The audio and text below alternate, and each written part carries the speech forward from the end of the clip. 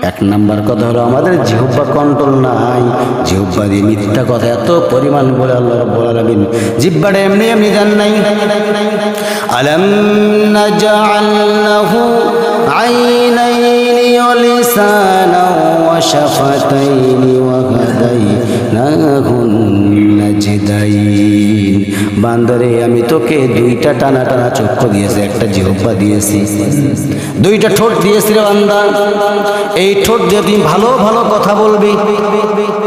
একটা জিহ্বা দিয়েছি আমি, একটা জিহ্বা দিয়েছে এই কারণে পৃথিবীর যতগুলো খাবার আছে সমস্ত খাবারের স্বাদগুলো যেন তুই ফুটিয়ে তুলতে পারিস একটা জিহ্বা দিয়াই।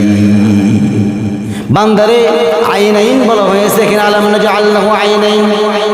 ও বান্দা, আমি যদি তোকে চক্ষু না দিতাম তুই তোর গর্ভধারিণী মায়ের চেহারাও দেখতে পারতে না।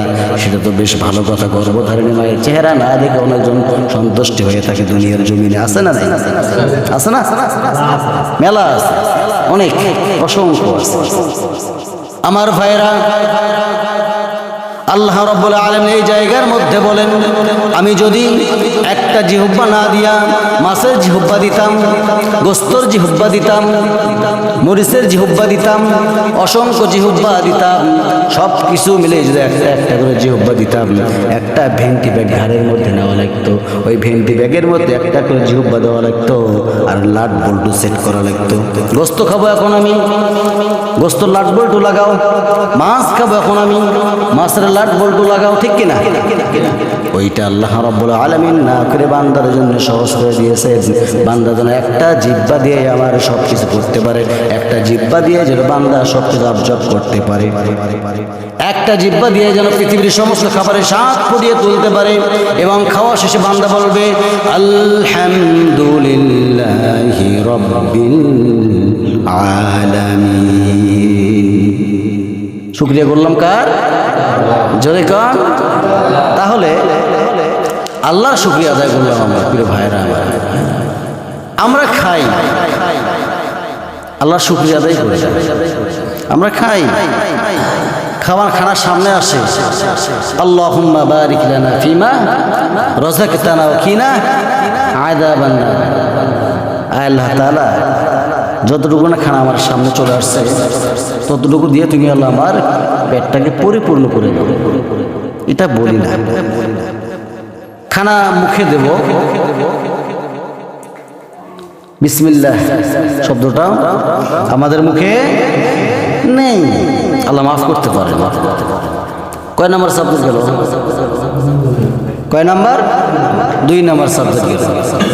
3 নাম্বারে মাঝখানে মনে হয়েছে আমার আমি বিসমিল্লাহ বললাম কি বললাম না, তখন বলতে হবে বিসমিল্লাহি আউয়ালাহু ওয়া আখিরাহু।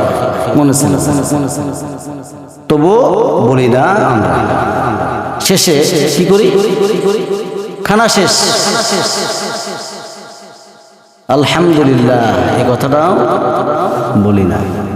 প্রিয় ভাইরা, আমরা কি করি? মুখ মুছাই লুটিয়ে কোন সময় এই রঙের গোষ্ঠ, ঠিক কিনা?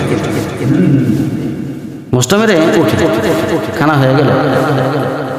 প্রিয় ভাইরা আমার, আল্লাহ রাব্বুল আলামিন বরকত কমায়া দেন কেন? এদের এই কাজগুলোর পিছনে একটাই কাজ, সেটা আমাদের নিজের হাতের কাজ। বুঝতে পারছেন? বুঝতে পারছেন? যতগুলো খারাপ কাজ করি এগুলো কার কাজ? শয়তানের কাজ, এবং শয়তান আমাদেরকে দিয়ে করায়। তো শয়তানের কাজ যতগুলো, সবগুলো থেকেই বঞ্চিত থাকতে হবে একজন মুমিন বান্দাকে। বুঝতে পারছেন? তা না হলে আজকে যেটা দেখলাম, মৃত্যু যখন মানুষের সামনে চলে আসে, 1 সেকেন্ড আগেও হয় না, 1 সেকেন্ড পরেও মৃত্যু হয় না। আল্লাহ রাব্বুল আলামিন বলেন, ইযা জাআ আজালুহুম ফালা ইস্তাখিরুনা সাআতাও ওয়ালা ইস্তাখদিমুন। বান্দারে, তোর মৃত্যুর সান্নিধ্য যখন সামনে চলে আসবে, এক সেকেন্ড আগেও মৃত্যু হবে না, এক সেকেন্ড পরে মৃত্যু হবে না, মাইক্রো সেকেন্ডের মধ্যেই তোর মৃত্যু হয়ে যাবে। কথাটা কি মোল্লা বললো না আল্লাহ বললো? জোরে কন, আল্লাহ বললো।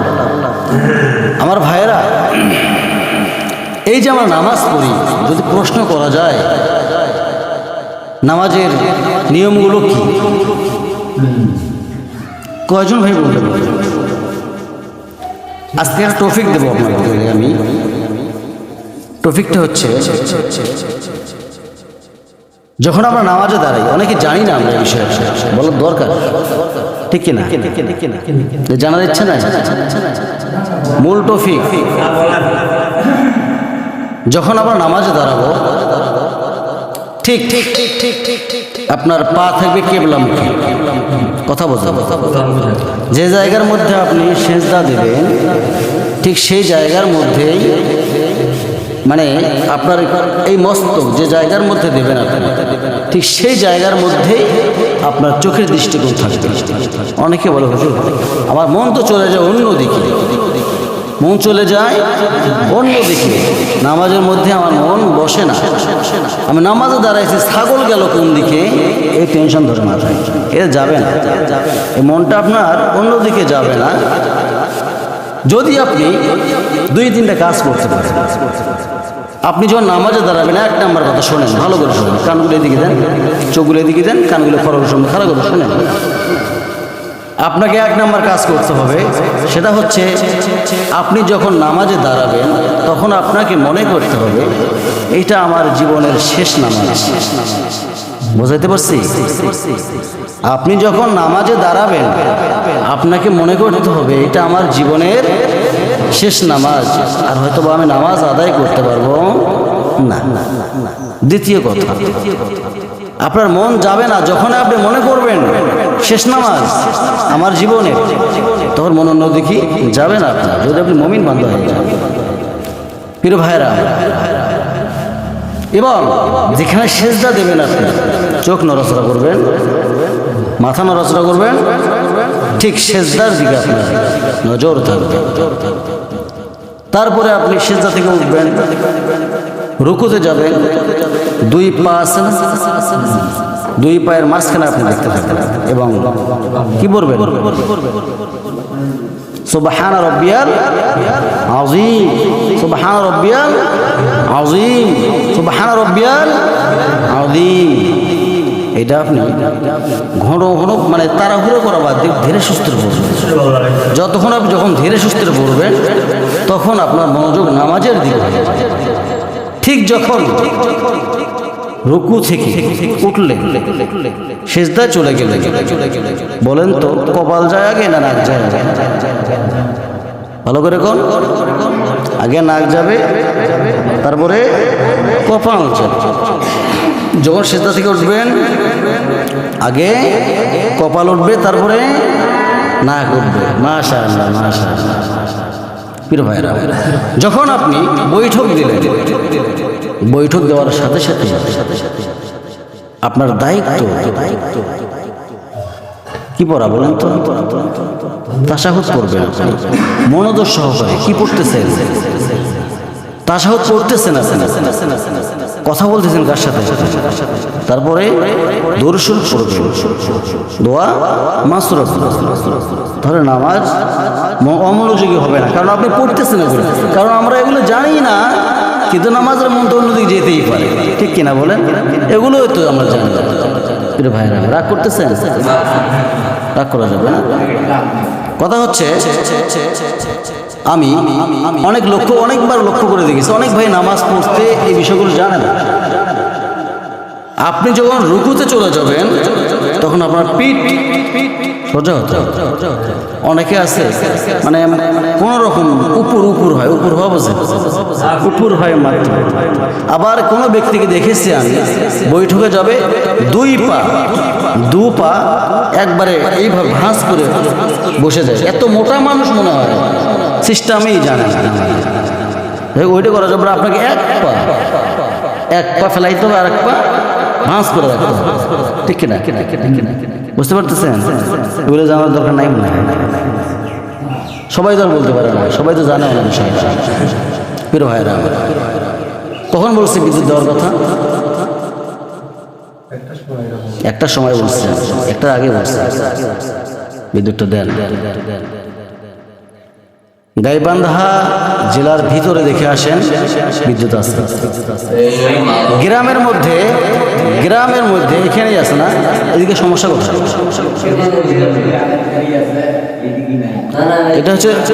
এটা হচ্ছে 2 নাম্বার লাইন, এইটা হচ্ছে 2 নাম্বার লাইন। তার মানে আমাদের ওইদিকেও বিদ্যুৎ নাই আশা করা যায়। গত জুম্মায় আমি ভিজে গেছিলাম প্রিয় ভাইরা, খুব গরম লাগতেছে। আর বিদ্যুৎ না থাকলে কথা বলে মজা পাওয়া যায়, বুঝতে পারতেছেন? তো যাই হোক, আমরা সময় মতো আসার চেষ্টা করবো ইনশাআল্লাহ। সময় মতো না আসলে কি হয় জানেন? আল্লাহ তাআলা কি বলছেন? জুমার সালাতের যখন আজান হয়, কতবার বলছে জানেন? জুমার সালাতের যখন আজান হয় তখন 1 সেকেন্ড দেরি করার অধিকার তোমাকে দেওয়া হয় না। কোথায় আছে? সূরা জুমার ভিতরে আছে। অনেকবার বলছি না প্রিয় ভাইরা? আল্লাহ রাব্বুল আলামিন, আমরা তো মসজিদের মধ্যে আসি না, অথচ আল্লাহ তাআলা দেখেন ইমানদারদেরকে ডাক দিয়ে বলতেছেন কি, হে ইমানদারগণ, সত্যিকারের মুসলমান না হয়ে মরিস না। আমরা কিন্তু মুসলমান, নন মুসলমান না, আমরা তো মুসলমান, কিন্তু আসলে মুসলমান পরিচিত লাভ করতে গেলে আমরা নন মুসলিম হয়ে যাই। কিভাবে? আল্লাহ রাব্বুল আলামিন বলেন, ইয়া আইয়ুহাল্লাযীনা আমানুত্তাকুল্লাহা হাক্কা তুকাতিহি ওয়া লা তামুতুন্না ইল্লা ওয়া আনতুম মুসলিমুন। ওহে ইমানদারগণ, ঈমান এনেছো ভালো কথা, কিন্তু সত্যিকারের মুসলমান না হয়ে মৃত্যুবরণ করো না। সত্যিকারের মুসলমান না হয়ে কবরে আসিও না। কথাটা কার? আল্লাহর কথা। তাহলে সত্যিকারের মুসলমান হতে গেলে একটাই কাজ করতে হবে, লা ইলাহা ইল্লাল্লাহু মুহাম্মাদুর রাসূলুল্লাহ সাল্লাল্লাহু, জোরে কোন, সাল্লাল্লাহু আলাইহি ওয়াসাল্লাম। আমার ভাইরা, এই যে কালিমা লিপন করলাম, এই কালিমা লিপন করলাম, ঠিক আছে, এই কালিমার ব্যাখ্যা আমরা কয়জন জানি? কালিমার ব্যাখ্যা যদি দেওয়া যায়, লা ইলাহা ইল্লাল্লাহ মুহাম্মাদুর রাসূলুল্লাহ, 2টাকে পাঠ করেন আপনি। 2টাকে যদি আপনি পাঠ করতে যান, ভাগ হয়ে যায়, অনেক কিছু ভাগ হয়ে যায়। লা ইলাহা ইল্লাল্লাহ, কোনো ইলাহা নাই, কোনো আইনদাতা নাই, কোনো রিজিকদাতা নাই, সৃষ্টিকর্তা নাই, লালনকর্তা নাই, পালনকর্তা নাই। বলেন তো কে ছাড়া? আসতে কবেন না, কে ছাড়া? আল্লাহ ছাড়া। তারপরে মুহাম্মাদুর রাসূলুল্লাহ সাল্লাল্লাহু আলাইহি ওয়াসাল্লাম, একমাত্র কেবলমাত্র পৃথিবীর যতগুলো নেতা আছে, যতগুলো মন্ত্রী আছে, এমপি আছে, সরকার আছে, প্রধানমন্ত্রী আছে, কাউকে আমি মানি না, নেতা হিসাবে আমি কাউকে মানি না। একমাত্র আদর্শ নেতা হলেন মুহাম্মদ সাল্লাল্লাহু আলাইহি ওয়াসাল্লাম। এই 2টা বিষয় পাঠ করা হয়েছে। এই 2টা বিষয় যদি কোনো বান্দা অবজার্ভ করতে পারে, সে সত্যিকারের মুসলমান। আমার বন্ধুগণ, এই কালিমাটাও আমরা ভালো করে ব্যাখ্যা করতে জানি না। যদি জানতাম, মানুষের আইন মানতাম না। মানুষের তৈরি করা আইন আছে না নাই?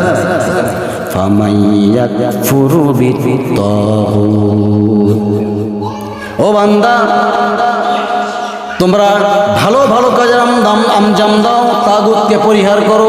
মানব রচিত যতগুলো আইন আছে, সমস্ত মানব রচিত আইনগুলোকে তোমরা বাতিল করে দিয়া, মানে মানব রচিত আইন এইটাকে বলা হয় মানুষের তৈরি করা আইন বাদ দিয়া আমি আল্লাহ রাব্বুল আলামিন যে আইনটা দিয়েছি, এই আইনটার উপরেই যদি বান্দা অটল থাকতে পারো, বিনা হিসাবে এই পারে দুনিয়া, তুমিও পারে সরাসরি জান্নাতে প্রবেশ করবে। আমার ভাইরা, বর্তমান সময়ের মধ্যে আমরা কিন্তু মানুষের আইনটাই বেশি করে মানি, ঠিক কিনা? মানুষ যেটা বলে সেই দিকে ধাবিত হই, কিন্তু মানুষের কথার মধ্যে যে শয়তানের খোসা আছে, এইটা আমরা উপলব্ধি কখনো করি না। করবো কোত্থেকে? প্রিয় ভাইরা আমার, কেউ থাকে বিস্তলায়, কেউ থাকে নিচতলায়। এটা কত বড় সমস্যা জানেন? আল্লাহ তাআলা বলেন, আমি 3 থেকে 4টে কাজ যে বান্দা করবে আমি তার কাছ থেকে ঈমানটা খারিজ করে নেব। সোজা সাপটা কথা। 1 নাম্বার, যে ব্যক্তি মিথ্যা কথা বলবে, মিথ্যা বলবে, কথায় কথায় মিথ্যা বলবে, সেই ব্যক্তির সময় কখনো দেখা যাচ্ছে সেই ব্যক্তি মুনাফিকের পর্যায়েও চলে যায়।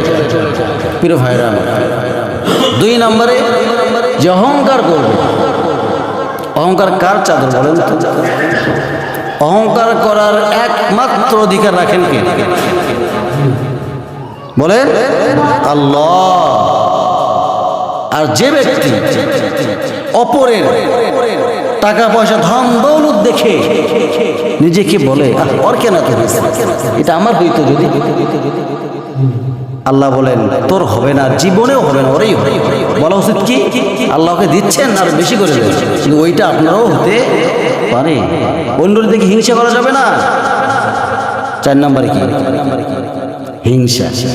যে ব্যক্তি হিংসা করবে আল্লাহ বলেন ওই বান্দার জন্য আমি যথেষ্ট।